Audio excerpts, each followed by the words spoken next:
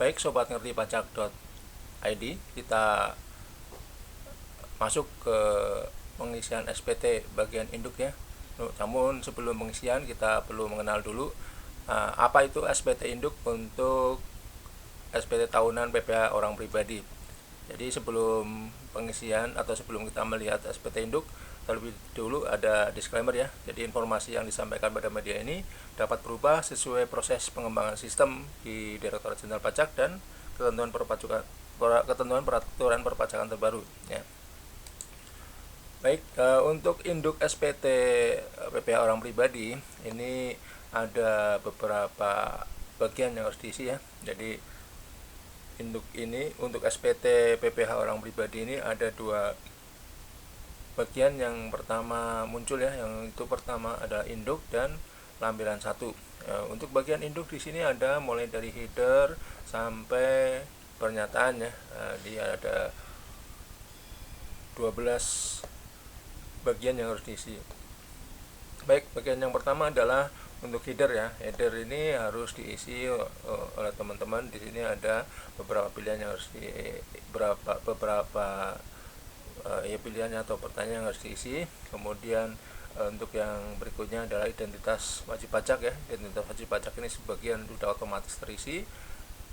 Untuk pengisian identitas wajib pajak ada beberapa juga yang harus dilakukan pengisian dengan memilih di bagian dropdown ya.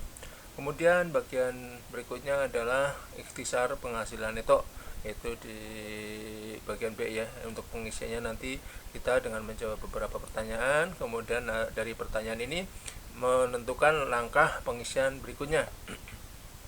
Kemudian yang bagian C adalah penghitungan pajak terutang ya. Di sini untuk penghitungan pajak terutang ada beberapa yang sudah terisi otomatis, ada juga nanti ada beberapa yang harus kita pilih ya. Selanjutnya adalah kredit pajak. Untuk kredit pajak di sini kita nanti mengisinya dengan menjawab pertanyaan, dan untuk pengisian berikutnya tergantung dari jawaban dari pertanyaan kita tentunya ya. Yang bagian ke berikutnya yang E ya adalah PPh kurang atau lebih bayar.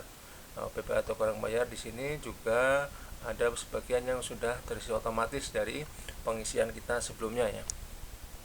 Selanjutnya bagian berikutnya adalah pembetulan. Bagian pembetulan ya, ini bagian ini diisi jika status SPT adalah pembetulan. Kemudian berikutnya adalah permohonan pengembalian PPh lebih bayar. Nah, diisi juga apabila SPT-nya adalah lebih bayar. Kalau tidak lebih bayar maka tidak dilakukan pengisian. Bagian berikutnya adalah angsuran pasal 25 tahun pajak berikutnya. Ini kita juga melakukan pemilihan. Di sini ada pertanyaan, jawabannya kita pilih ya atau tidak, dan atas jawaban kita menentukan untuk pengisian berikutnya. Kemudian yang berikutnya adalah pernyataan transaksi lainnya. Pernyataan transaksi lainnya ini kita perlu menjawab juga pada pertanyaan-pertanyaan yang ada di bagian pernyataan transaksi lainnya ya. Kecuali untuk bagian harta ini kita harus mengisi otomatis di lampiran 1. Ini harus diisi dulu tanpa ada pertanyaan. Kita melakukan pengisian di lampiran 1 di L1 ya. Kemudian bagian berikutnya adalah yang terakhir, lampiran tambahan ya, bukan terakhir ya. Jadi yang C ya, lampiran tambahan. Di sini juga untuk item-item yang perlu dilampirkan dalam pengisian SPT ini. Ini nanti juga ada beberapa yang sudah terjawab otomatis ya.